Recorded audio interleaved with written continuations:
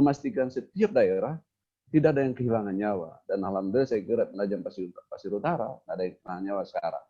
Nah, persoalan selama ini, kalau kita sedikit flashback ya, kita tidak mau menyerahkan lagi pemerintah, sebetulnya nggak perlu. Tapi karena saya menganggap selama ini sebetulnya agak terlambat. Daerah seperti Papua, sekali lagi saya ulangi, itu dia menyatakan istilah lockdown. Meskipun sebetulnya saya sering katakan juga ini, lockdown ini istilah bahasa Inggris sebetulnya, kenapa nggak pakai istilah lokal? Dia menyatakan bahwa saya tutup bandara, pelabuhan saya tutup. Ini bagus. Nah, saya baca keterangan seorang wali kota hari ini, mereka kompak di seluruh daerah. Kami menolak intervensi pemerintah pusat, memastikan kami bahwa kami harus tutup dulu daerah kami agar tidak masuk penyakit dari luar.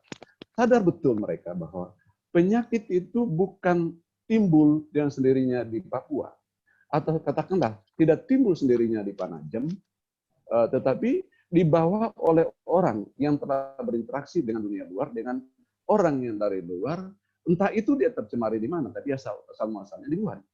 Jadi ketika Papua menyatakan, oke, kami lock, kami kunci daerah kami dari arus masuknya orang dari luar, ya itu adalah kebijakan lokal. Meskipun sekarang ini setelah keluarnya kebijakan PSBB oleh pemerintah Indonesia, oleh Presiden Soeharto, Jokowi menyatakan bahwa ya, itu bertentangan dengan prinsip kebijakan pusat.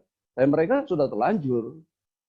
Begitu juga Sulawesi Tengah, sudah terlanjur juga. Mungkin lebih fleksibel Sulawesi Tengah. Nah, sekali lagi ini adalah kebijakan lokal yang menurut saya harus diapresiasi oleh pemerintah pusat. Yang penting tujuannya adalah menjadikan rakyat, warga di tingkat daerah itu, tingkat lokal, terproteksi nyawanya karena pemerintah daerahnya itu mengambil inisiatif untuk melindungi warganya agar tidak kehilangan nyawa warganya gitu. Itu terpenting. Makanya saya kira ketika PSBB ini keluar dan kemudian beberapa daerah sudah terlebih dahulu mengeluarkan kebijakan, tinggal disesuaikan aja. Nggak usah juga pemerintah pusat menurut saya memaksa daerah itu untuk menyatakan, oh nah, tidak boleh dong ini. Ini kan repot gitu. Kita melihat juga di pemerintah pusat ini kan sebetulnya ada berapa ya Pak, saya kira memang seperti ini barangkali akan selalu seperti ini karena ya bisa bayangkan sakitnya rakyat Indonesia ketika sakitnya hati rakyat Indonesia kalau orang sadar ketika kita dibatasi pergerakannya ke sana kemari, ternyata arus tenaga kerja asal Cina itu masih tetap datang ke Indonesia. Itu kan ironis sekali.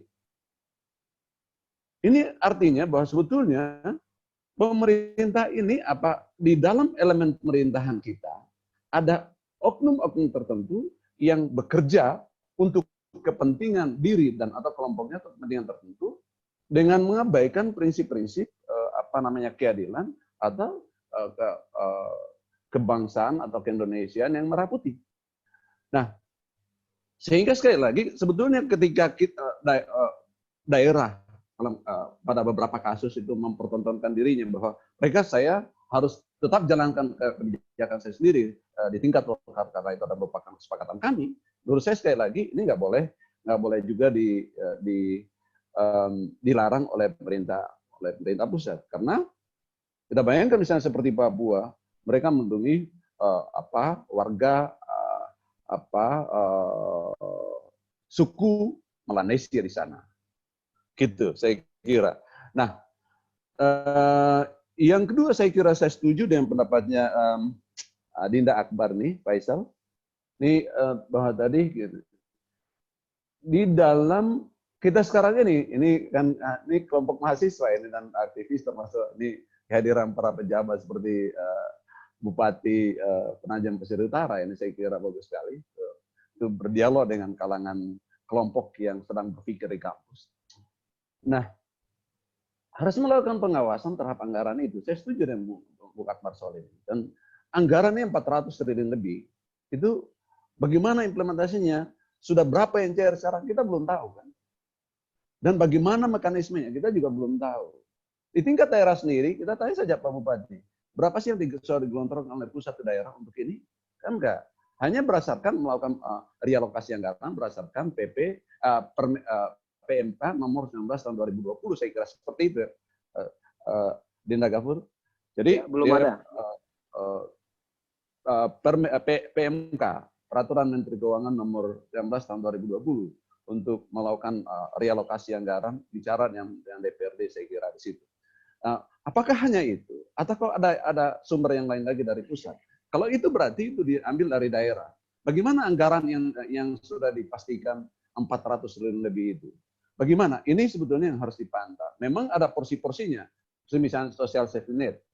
Mungkin sebagian teman di adik-adik mahasiswa itu bisa bergerak pada melakukan pemantauan berapa sih orang yang kerja di sektor informal, kerja di sektor informal, pekerja harian, dan yang lain-lain kerja di toko dan sebagainya, itu sudah berapa yang terbantu sekarang melalui dana jaring pengaman sosial yang merupakan bagian dari komponen dalam kebijakan PSBB oleh Presiden Jokowi sekarang ini. Saya kira itu yang harus dilakukan menurut saya. Dan ke depan, apa yang harus dilakukan ke depan, saya kira satu hal soal itu, soal mencoba mencermati implementasi anggaran ini seperti yang dikatakan oleh Bung Akbar Faisal tadi, itu penting sekali.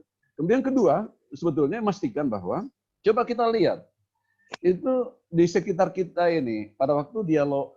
Saya di Jakarta Timur, di Rawamangun nih, waktu dialog dengan RRI, saya kira tadi malam ya, kemarin malam, itu ada yang bertanya langsung, bagaimana kami yang sehari-harinya dagang setiap sore sampai malam hari, ternyata kami terhenti dagang sekarang, dan juga nggak boleh pulang kampung.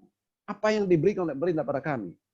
Kan nggak ada yang bisa tahu sekarang itu apa kelanjutan kebijakan pemerintah dalam kaitan dengan mengamankan warga kita seperti ini. Belum ada yang cair sampai sekarang.